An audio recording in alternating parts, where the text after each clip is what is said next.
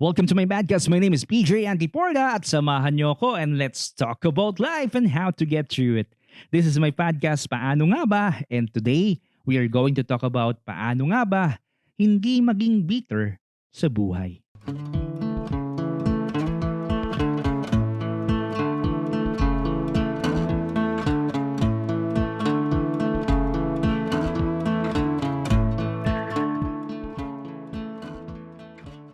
In our endless and challenging pursuit of happiness, many among us end up taking the wrong and opposite road to frustration and disappointment that often leads to bitterness.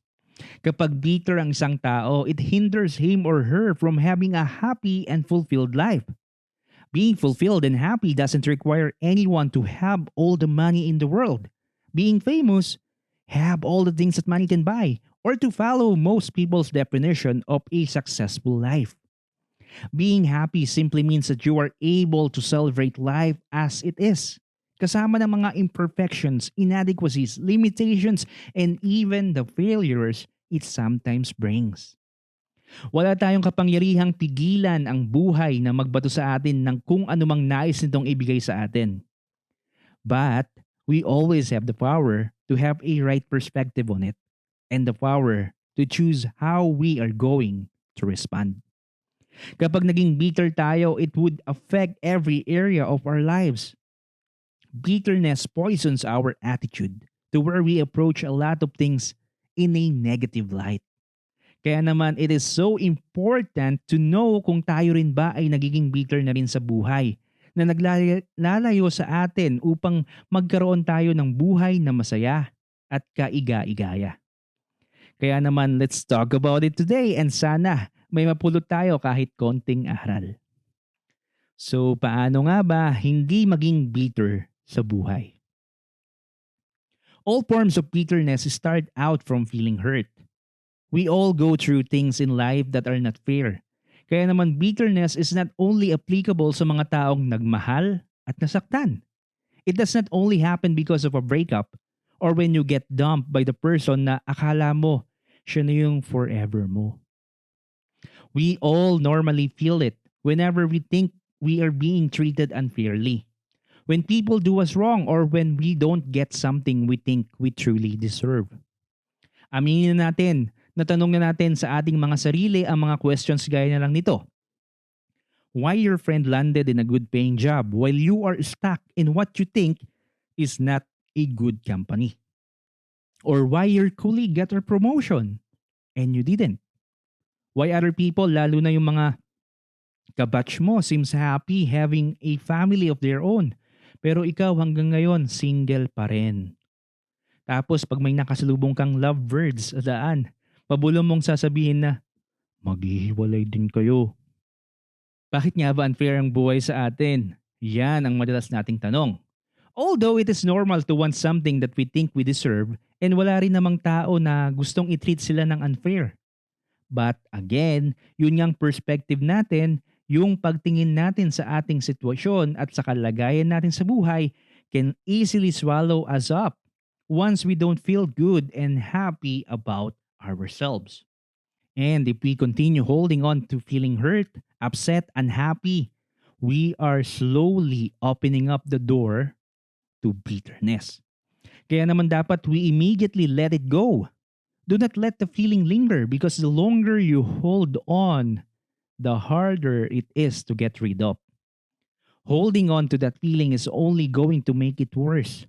It is going to steal our dreams, rob our joy, keep us from having good relationships, and block us from doing our real purpose in life.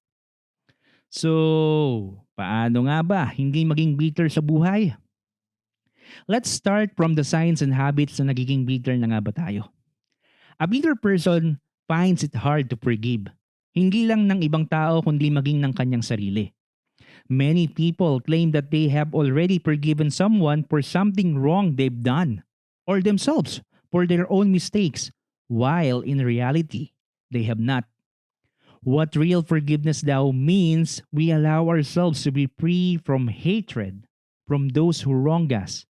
Dapat hindi natin ito kikimkimin and that we move on from it.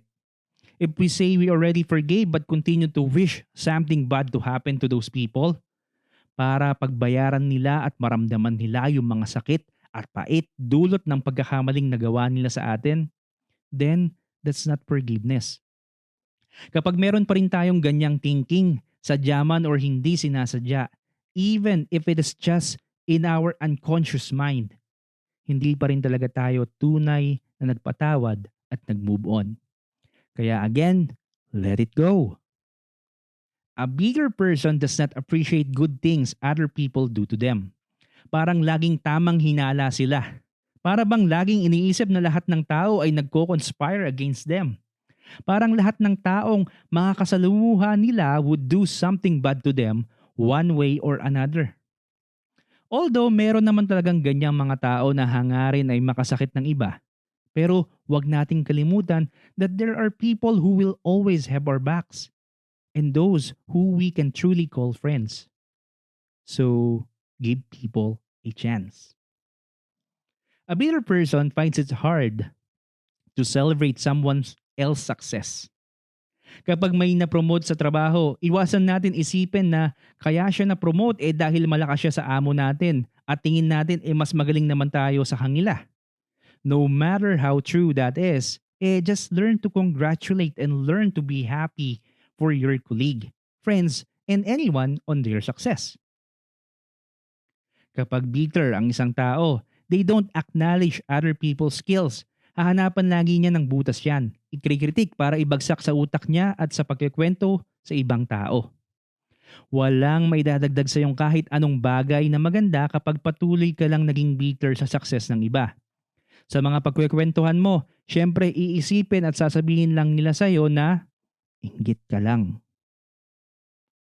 A bitter person doesn't find satisfaction even with their own achievements. Parang walang gratitude or pasasalamat sa mga biyayang natatanggap niya sa buhay. Kahit nadagdagan niya yung sahod or nabigyan ng good commendation ng boss niya sa trabaho, parang kulang pa rin lagi. At tanong pa rin sa sarili, bakit ito lang? Bakit ganyan lang? I think I deserve more. Kapag ganyan tayo, then know that something has to change. A bitter person believes that things will never get better. Pero tandaan natin, ang buhay ay parang gulong. Minsan nasa ilalim pero maaari rin namang dumating ang panahon na nasa taas tayo. Not because we fail on one thing doesn't mean we will fail in everything. Ilan lang yan. Pero ganyan din ba tayo minsan or madalas? Ganyan tayo. We only have so much emotional energy each day. It's not an unlimited supply. Do you know how much energy it takes to hold a grudge, to feel hurt, or to go around offended and bitter? Yes, halos buong energy mo maghapon ang nawala na. And that's wasting valuable energy that we need for our work, for our dreams and ambitions, for our family, for our kids, for our real purpose in life. So, let's start guarding our hearts. No one wakes up wanting to feel bitter, resentful and angry naman talaga, di ba? We all want to feel great and we all want to be happy and positive and have those great fulfilling days. That's why don't let ourselves be consumed into those negative thoughts and behaviors. So, paano nga ba hindi maging bitter sa buhay? Let's start from ourselves. Dapat mag-reflect tayo sa ating sarili. Have a self-evaluation. Let's ask ourselves, ano nga bang mga bagay sa buhay ang mabilis magpa-upset sa atin? Review your day. What frustrations have you faced during the day? Sa mga nangyayari sa buong araw, try to check ano yung naging reaction natin at bakit ganun na lang ang naging response natin.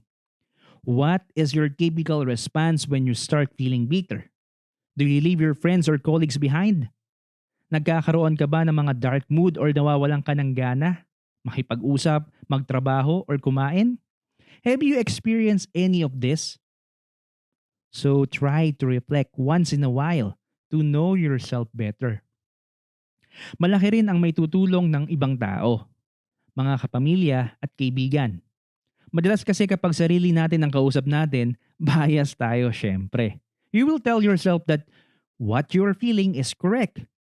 With other people, you will get a different perspective. Our self evaluation should be introspective and retrospective in nature.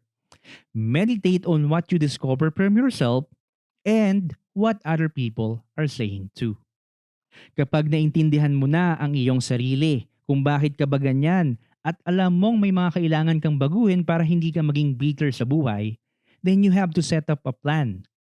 Hindi pwedeng alam mo yung solusyon pero wala ka namang intensyon na gawin ito. Planning can be as simple as writing what you should do and what you shouldn't do. Kung madalas nating ikumpara ang ating mga sarili sa ibang tao at dahil dito nagiging bitter tayo, then iwasan nating mag-compare. If your friends or other people's social media posts on Facebook or Instagram trick you into thinking that your life is not good enough, tandaan natin that not all we see on social media is real. Malamang may mga pinagdadaanan rin yan na mas mabibigat pa kaysa sa pinagdadaanan natin. Marami sa mga influencers ang depressed sa kabila ng milyong-milyon followers and likers nila. Kaya make sure that we are happy in real life, not just in social media. Maging grateful sa bawat araw. At the end of each day, think of 3 to 5 things that we are thankful for. Write them down para pagdating ng araw na we are in trouble, pwede nating balikan yung mga magagandang pangyayaring nangyari sa atin and be reminded of the many blessings that we had. Life is a series of thousands of miracles. Be grateful for small things, big things, and everything in between. So, let's count our blessings, count them one by one, not our troubles, not our problems. Don't think of ourselves more highly than we ought or think that we are better than we really are. Dapat meron lagi tayong humble heart. Dapat mawala sa atin yung thinking na entitled tayo sa anumang bagay. Sabi nga, successful people have a sense of gratitude, while unsuccessful people have a sense of entitlement. Lagi nating isa puso at isa isip na anumang natatanggap natin ay isang blessing, isang gift mula sa langit, and not anyone's obligation that has to be fulfilled. Prevent yourself from talking bad about other people and what they did to you, and ganun din, huwag tayong sumali sa mga conversations, chismisan, idle talks about other people.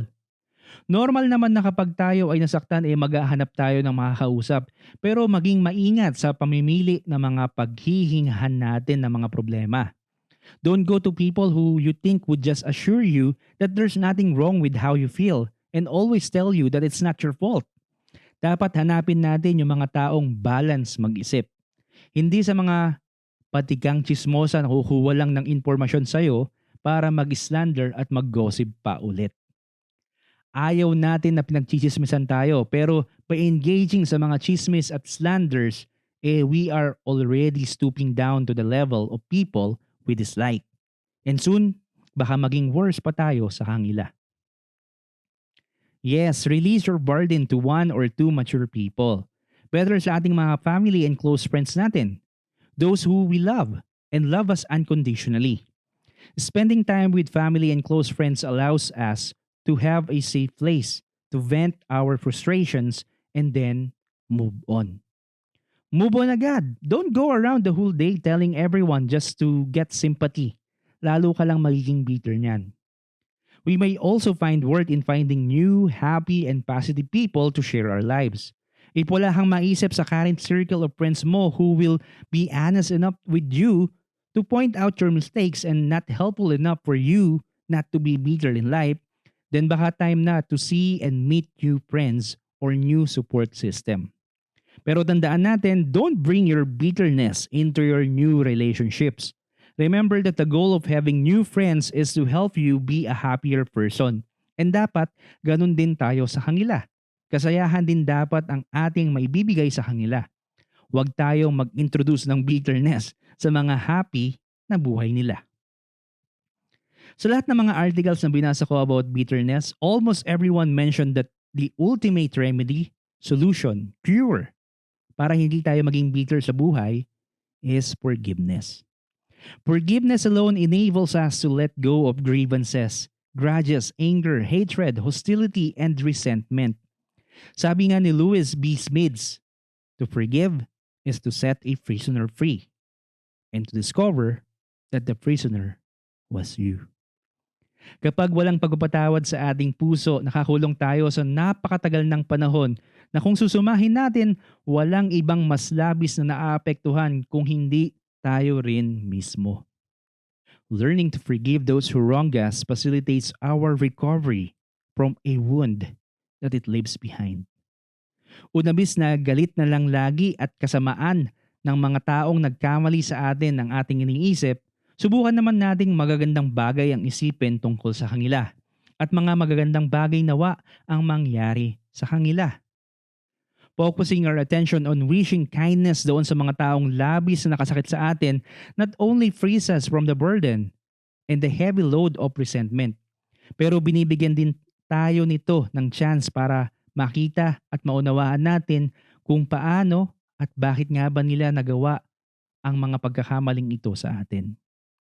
When we remember that deep down we're all essentially searching for the same things, to be safe, to be secure, to love and to be loved, and feel a connection and worth to this world, mas mabilis natin silang mapapatawad at matutulungan din sila na mapatawad ang kanilang mga sarili sa kanilang mga pagkakamali. So paano nga ba hindi maging bitter sa buhay? Hindi natin kayang gawin ang lahat ng iyan sa sarili lang natin. We need a supernatural strength that only comes from our supernatural God to free us completely, wholly, and totally from the bitterness we have. Forgiveness should start from ourselves. Ask the Lord to forgive us sa lahat ng mga pagkakamaling nagawa natin sa ibang tao na naging dahilan din kung bakit sila din ay maaari ding naging bitter sa buhay. Ask forgiveness sa ating mga personal na kasalanan. Or marahil at one point in our lives, si God mismo ang sinisisi natin sa lahat ng kabiguan natin at nararanasang paghihirap sa buhay. Lagi nating tandaan na ang ating amang nasa langit ay walang ibang hangad kung hindi ang kabutihan para sa kanyang mga anak. So let's ask for mercy and compassion from God para patawarin niya tayo at bigyan ng lakas para mapatawad din ang ating mga sarili. And there has to be forgiveness for everybody else who has ever done anything against us. Maaari nating i-justify yung resentment, yung galit at puot na nararamdaman natin. Maaari itong mga taong ito may have done a very evil, wicked, horrible, and terrible things to us. We may have every legal and intellectual right to hold a grudge and to hate those people or that particular person na nasa isip mo ngayon. But if we really want to be free, kung nais talaga nating tunay na makalaya sa pagkakagapos sa pait ng nakaraan, walang ibang paraan kung hindi ang matutunan natin silang patawarin. Sabi nga sa Matthew 6:14, "For if you forgive other people when they sin against you, your heavenly Father will also forgive you." Letting go of the past hurts and pain can be hard, but it allows us to move forward freely and create a future that not only we deserve, but we will truly enjoy. So, friends, let's choose to be better instead of being bitter. Salamat for joining my podcast. I hope you learned something and I hope you enjoy listening to it. Let me know your thoughts and I hope to see you again in our next episode. So this is Paano Nga Ba with Peejay Antiporda signing off and saying, God bless us all.